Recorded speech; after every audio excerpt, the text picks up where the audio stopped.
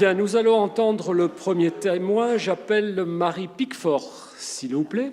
Voulez-vous décliner vos noms, prénoms et qualités? Voilà, une grande actrice se fait appeler mademoiselle, et comme je suis une grande actrice, je suis mademoiselle Marie Piquefort. Bien, mademoiselle. Mais je pense que je dois prêter serment, peut-être. Alors, j'allais vous le demander. Excusez-moi de demander à la Cour. Vous n'êtes pas agréé. Du tout. Donc, vous allez prêter serment. Je jure avoir commencé de lire les aventures de Tintin dès l'âge de 7 ans. Je m'engage à continuer de le faire jusqu'à 77 ans au moins.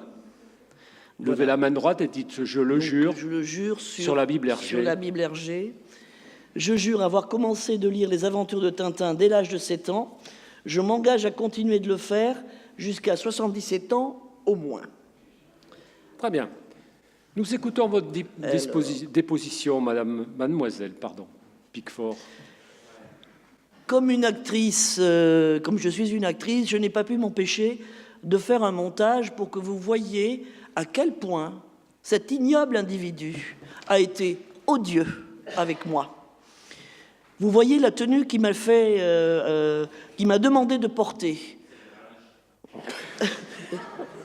Je dois dire que la costumière ne s'est pas beaucoup fatiguée, mais voilà, la tenue dans laquelle je jouais dans le film que monsieur l'avocat général a cité tout à l'heure. Alors, ce film a été tourné en extérieur. Je vais rappeler un peu les faits, surtout pour ceux qui sont un peu loin, qui n'arrivent pas à lire ce qui est indiqué sur cet écran. Je rappelle les faits. Ça se passe quelque part au Quai Med, sur un tournage organisé par l'odieux Rastapopoulos. Et vous voyez, Tintin m'a sorti d'une très mauvaise situation. Donc vous pouvez voir Tintin qui aperçoit un décor qu'il pense être une ville, et moi qui crie sous les coups de mauvais acteurs employés par cet ignoble individu de Rastapopoulos.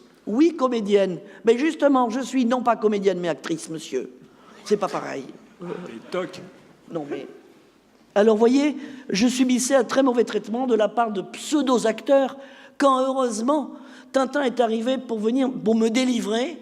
Et comme vous pouvez le voir, je suis tellement surprise de ce qui m'arrive que le dessinateur Hergé m'a pas trop gâté sur ses cartouches. C'est moins compliqué. Je ne suis pas gâté, mais bon, c'est ça, c'est un rôle de composition, je tiens quand même à le dire. Voilà. Je continue, et alors évidemment, c'est là qu'arrive cet ignoble individu de Rastapopoulos.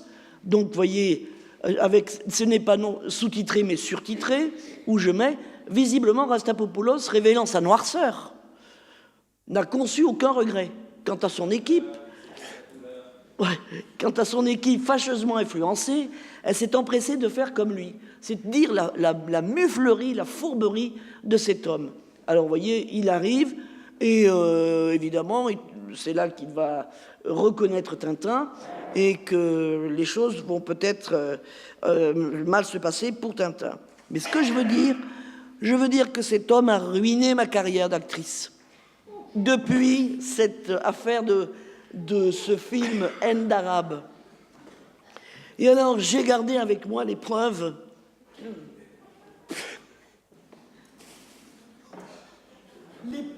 j'ai gardé avec moi depuis ce temps les preuves du mauvais traitement subi sous le fouet que voilà. Les âmes sensibles peuvent sortir de la salle 5 minutes. Vous voyez la longueur du fouet, hein, donc voilà, je me sers plus du tout de ce fouet, je tiens à le dire à Abdallah. Mais je l'ai gardé en souvenir. Et puis évidemment, la perruque, puisque je ne suis pas blonde, mais j'ai dû me mettre une perruque blonde pour pouvoir jouer dans ce film ignoble. Donc je range la perruque et je range le fouet, mais je les garde à la disposition de la cour, si nécessaire. Et alors, je continue, donc, depuis ce malencontreux film, eh bien, ma carrière est fichue, et Il me reste plus que des publicités. Vous voyez, je vis chichement de publicités et de télé-réalité en vantant les mérites d'un whisky Loch Lomond. Ou bien, là, vous me voyez en Nabila, allô, non mais allô quoi? Ici, la boucherie sans eau. Enfin, voilà. Voilà ce qui me reste de la belle carrière que j'aurais dû faire.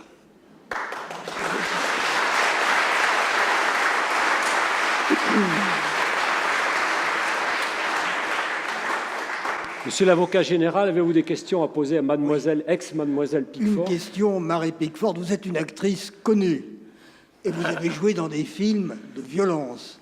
Est-ce que la violence que vous avez subie ou qui a été jouée lors du tournage de ce film Au nom odieux, haine d'arabe, a été particulière par rapport aux autres films que vous avez tournés? Eh oui, parce que malheureusement, Rastapopoulos a fait en sorte que ma carrière soit brisée. Et j'avais des opportunités de jouer dans une dizaine de beaux films, et vous allez voir dans lesquels il m'a fait jouer. Je devais jouer dans La Grande Évasion. Ben justement, il m'a fait jouer dans Par où t'es rentré, on t'a pas vu sortir. Je devais jouer Sur les quais. Vous vous rappelez ce film merveilleux, Sur les quais. Je devais jouer dans Sur les quais. Il m'a fait jouer dans Le Périph' est limité à 70. Je devais jouer dans Ben-Hur. Il m'a fait jouer dans le film C'est la queue du chat qui m'électrise. Je devais jouer dans Un tramway nommé Désir. Il m'a fait jouer dans En voiture Simone. Je devais jouer dans Le 7e saut. Il m'a fait jouer dans Le chat miaulera 3 fois. Tout ça, ce sont des films qui existent, hein, je tiens à le dire. Je devais jouer dans À bout de souffle.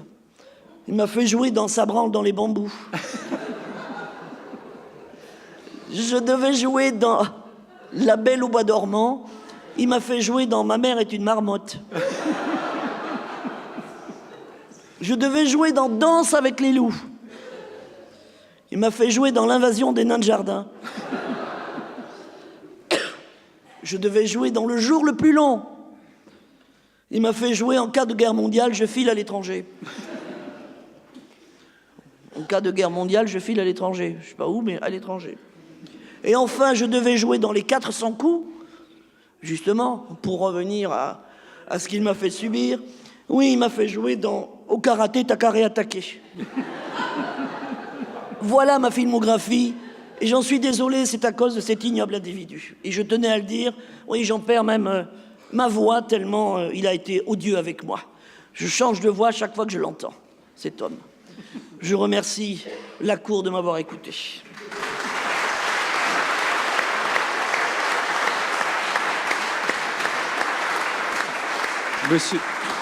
Monsieur l'avocat, avez-vous des questions à Marie Pickford, s'il vous plaît? Oui, si la Cour le veut bien, je voudrais revenir effectivement sur la filmographie de Madame Pickford, qui me paraît avoir quelques problèmes de mémoire. J'ai trouvé, et je remercie mon confrère Patrice Lacaze qui s'est épuisé les yeux pendant des nuits pour reconstituer votre filmographie, un certain nombre de films dans lesquels vous avez également joué, des films de genre, toujours extrême oriental, n'est-ce pas? J'avais édulcoré ma liste, mais là je vois que c'est pire que tout. Ça vous dit quelque chose? Du tout. Du tout. Non, et c'est pas moi. Les jeux de Mrs. Jones par l'entrée de service, son premier biscuit, tout ça? Rien de tout cela? Non, monsieur, non. Rien. Maître, non, tout ceci n'est qu'un ramassis de ragots et de méchanceté, Non, parce que j'ai un argument quand même. Non, mais ça suffit, répondez aux questions, sinon on n'en sort pas. Hein. Enfin, j'ai un argument. Lorsque Rastapopoulos m'a dit qu'il voulait me faire jouer dans ces films-là, je lui ai répondu « Tintin ». C'est bien fait.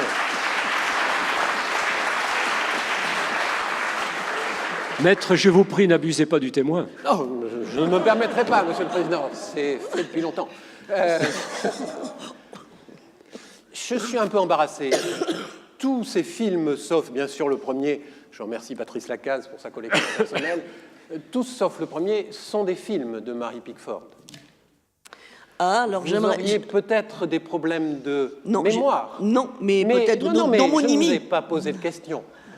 Revenons sur le deuxième film de la série. Vous nous avez dit que vous n'aviez jamais joué dans La petite fille de Tchèque. Non.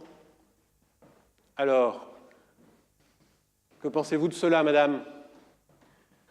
Où y a-t-il écrit que c'est moi qui joue dans ce film? Petite fille de Tchèque, c'est évidemment le premier titre de Haine d'Arabe, celui que Rastapopoulos a abandonné par la suite. Il est quand même surprenant, madame, que la principale actrice de ce film ne connaisse pas le titre qui avait été prévu par la Cosmos. Je ne vous ai pas posé de questions. Il me disait rien.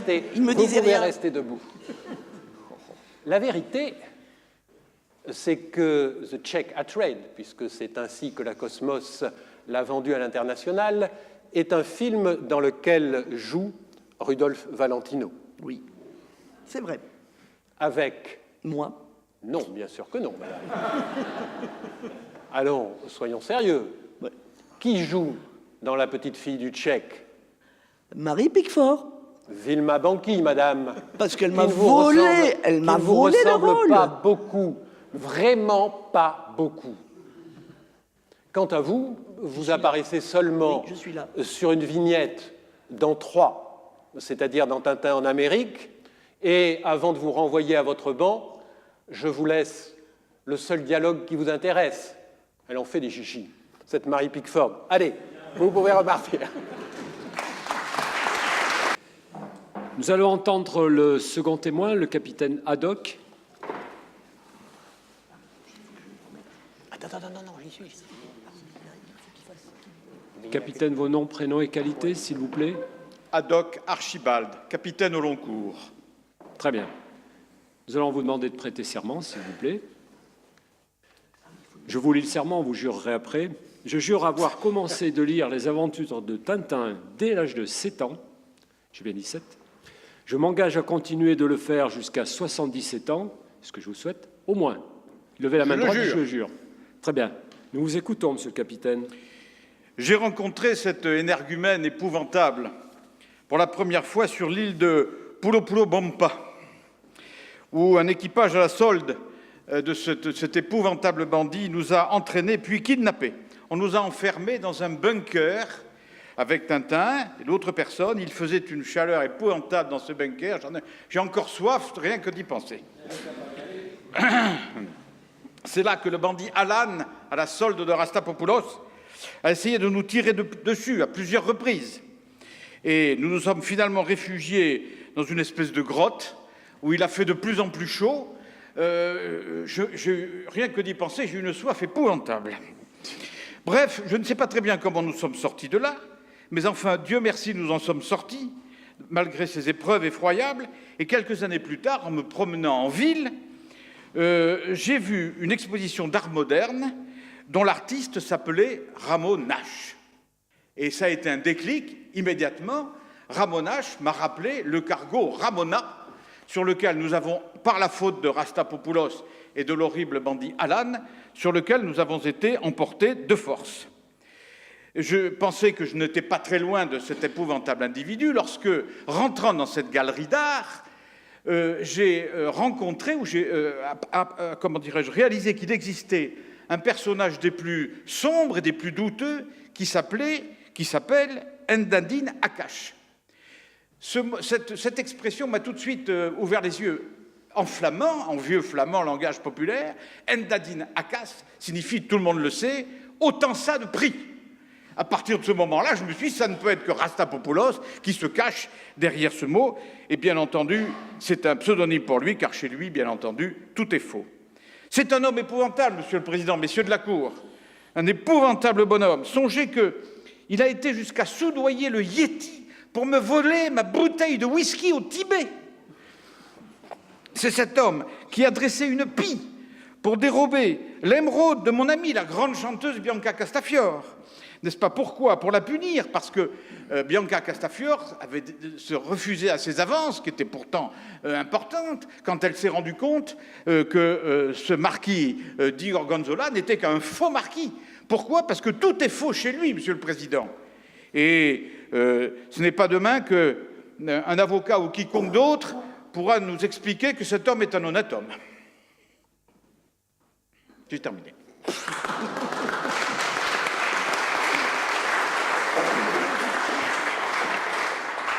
Merci, capitaine. Monsieur l'avocat général, avez-vous des questions à poser aux témoins? Une question en regrettant, capitaine, de ne pas avoir de Loch Lomond pour offrir un petit peu au capitaine qui a tant soif. Mais mon capitaine, vous avez rencontré le commandant Alan, qui faisait partie de l'entourage de Rastapopoulos à de très nombreuses reprises. Quelle sorte de personnage était-il, ce commandant Alan? Je l'ai rencontré pour mon plus grand malheur, Tonnerre de Brest. J'ai même navigué avec lui. Et croyez-moi, ce n'était pas réjouissant. C'est évidemment un personnage à la solde de Rastapopoulos, qui est pire que son maître, ainsi que l'est également l'horrible Mitsu Hirato, qui fait partie de la même bande. Et c'est en naviguant avec lui que j'ai réalisé qu'il se livrait à cet horrible trafic d'esclaves. C'est un marchand d'hommes, et pour moi, il n'y a rien de pire que ce qu'il a fait. Non seulement il a été lui aussi le génie du mal, mais en plus, n'est-ce pas, aux ordres de Rastapopoulos. Rien à dire de bien de cet individu. D'autres questions, monsieur l'avocat général? Maître, l'avocat de la défense, avez-vous des questions à poser aux témoins? Oui, Monsieur le Président, j'ai Sans des maltraiter. questions à poser aux témoins, mais je vais demander à mon confrère Lacaze de bien vouloir m'aider. Si mon confrère peut se diriger vers l'autre côté de la scène, je voudrais vérifier les capacités cognitives du témoin que le procureur général nous a trouvé. Un petit test d'abord sur les lettres. Que lisez-vous, s'il vous plaît? Monsieur le bâtonnier, la défense me gâte. D'ici, je lis très bien Loch Lomond. C'est tout à fait impressionnant. N'est-ce pas? Comme votre uniforme, d'ailleurs. Merci, mon cher confrère. Je vais poser d'autres questions, si évidemment l'assistante veut bien être à la hauteur. Et je vais, puisque vous n'êtes pas mauvais aux lettres, je vais vous poser quelques questions sur les chiffres. 24, ça vous dit quelque chose? Oui, Très bien. bien sûr. Quoi donc? Le nombre d'albums qui ont été écrits par Hergé, D'albums de Tintin, je suppose. par exemple. Bravo, bravo. Le chiffre 15, maintenant. Ne me dis rien. C'est un peu ennuyeux. C'est le nombre d'albums dans lequel vous apparaissez, vous. Alors, on va continuer si... Pardon. Je ne sais pas.